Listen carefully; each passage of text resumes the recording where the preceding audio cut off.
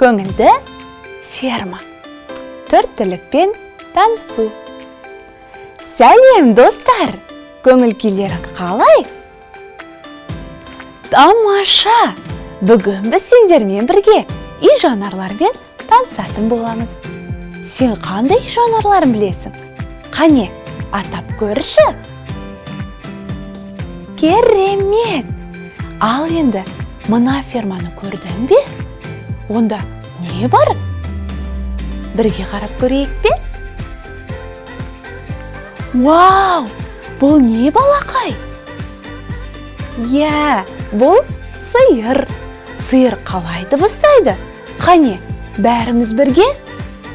Мө! Дейікші? Жарайсыңдар. Ал сиырдың төлін не деп атаймыз? Білесің бе?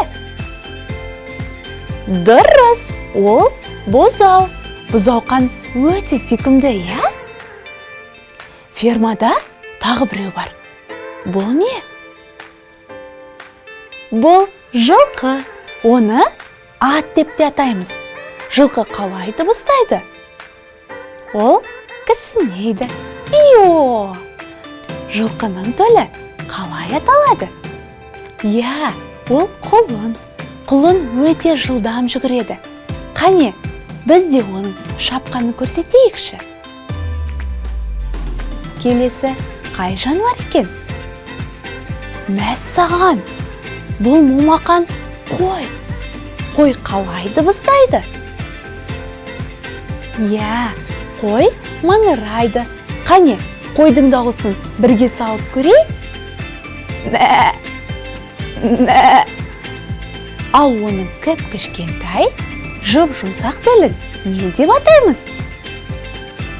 Әрине, ол қозы. Қозықан секіріп ойнағанды жақсы көреді. Ал мынау не? Бойы биік, өзі өте күшті жануар. Бұл түйе. Түйенің дауысын естіп көрдің бе? Түйенің төлін не дейміз?